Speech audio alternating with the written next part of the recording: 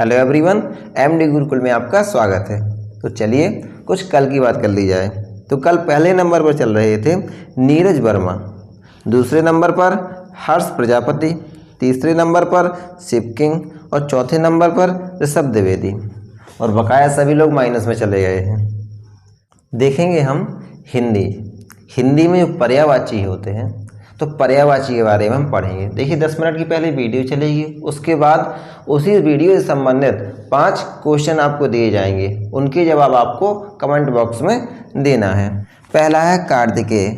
कार्तिकेय वही कार्तिकेय माता पार्वती के पुत्र यानी शिव के पुत्र, इनको कहा जाता है कुमार, षडानन, सर्भव और स्कंद। षडानन क्यों कहा जाता है? षड मीन्स होता है 6, आनंद मीन्स सिर, क्योंकि इनके सिर 6 थे इसलिए इनको षडानन कहा जाता है। और सर्भव, ठीक है, सर्भव मतलब इसका मतलब है जो शिव का है वो सर्भव, ठीक है।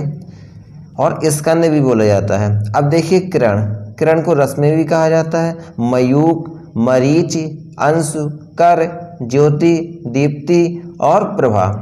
देखिए मरीचि आप लोगों ने पढ़ा होगा, जिसे भगवान राम ने तीर मारा था, वही मरीचि, ठीक है। तो मरीचि का मतलब क्या है?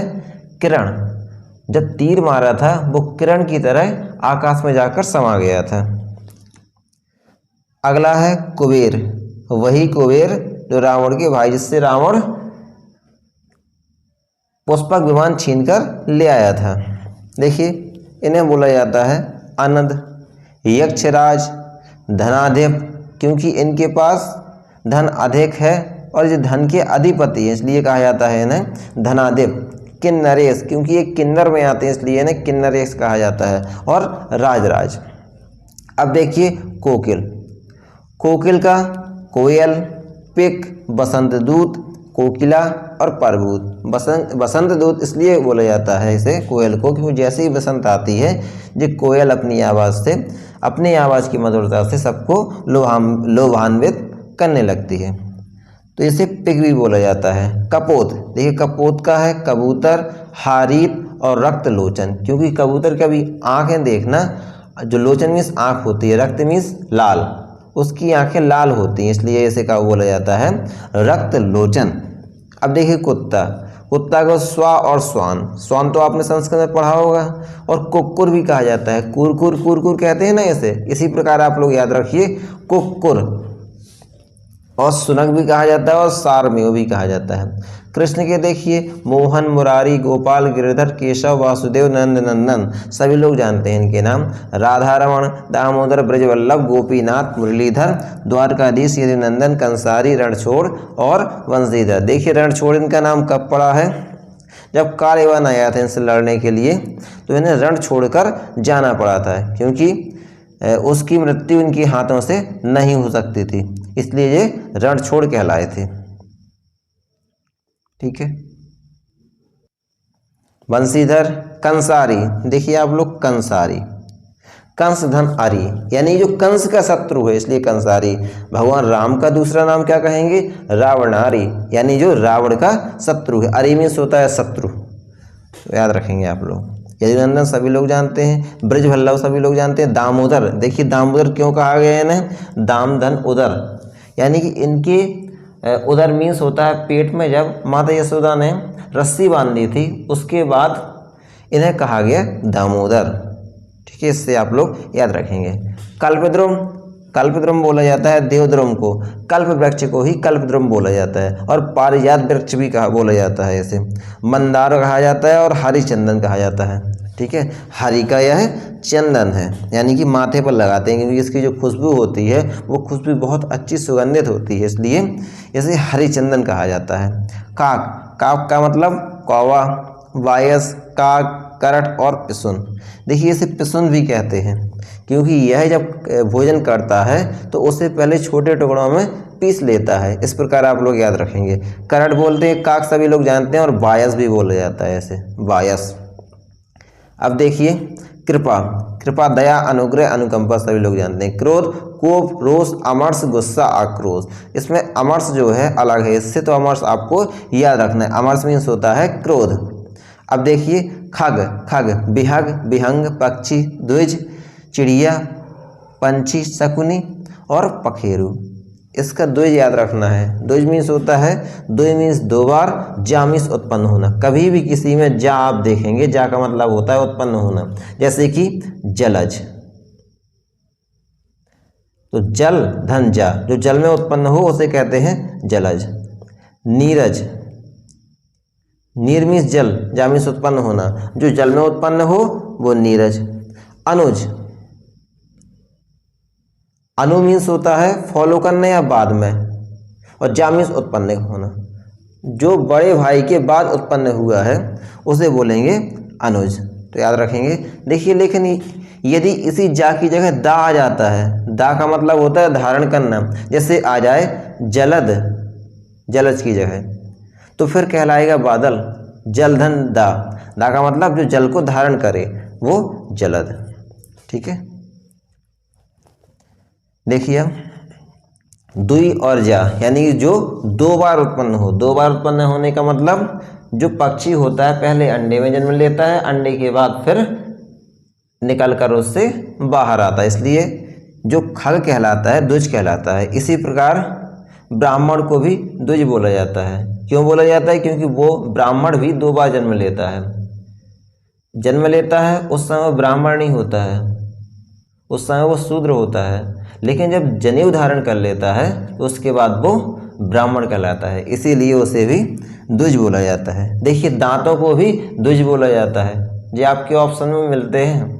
क्यों बोला जाता है? क्योंकि दांत भी दो बार आते हैं, एक बार बचपन के दांत, फिर इसके बाद दूसरे आते हैं। बचपन के दांत 20 आते हैं, फिर 20 टूटने के बाद फिर से वो 20 आते हैं, उसके बाद कुल 32 दांत आते हैं, यानी कि 12 दांत और आते हैं। देखिए खंबा, खंबा का स्तूप, स्तंभ, खंभ, खल, दुर्जन, दुष्ट, धूर्त और रुधिर। देखिए खून को शोणित कहा जाता है। आपने पढ़ा होगा, एक गीत सुना होगा मंदिर में आरती होते हुए, जय अम्बे गौरी और मधु केटव दो मारे सुर भयहीन करे। ठीक है, और शोणित बीज हरे, शोणित बीज हरे मतलब शोणित मीन्स खून, रक्त, बीज मीन्स उससे उत्पन्न हो रहे थे। उसका मतलब क्या है? एक राक्षस ने ऐसा वरदान मांगा था कि जितने भी बूंदें उसकी गिरती थी धरती में, उतने ही राक्षस पैदा हो जाते थे।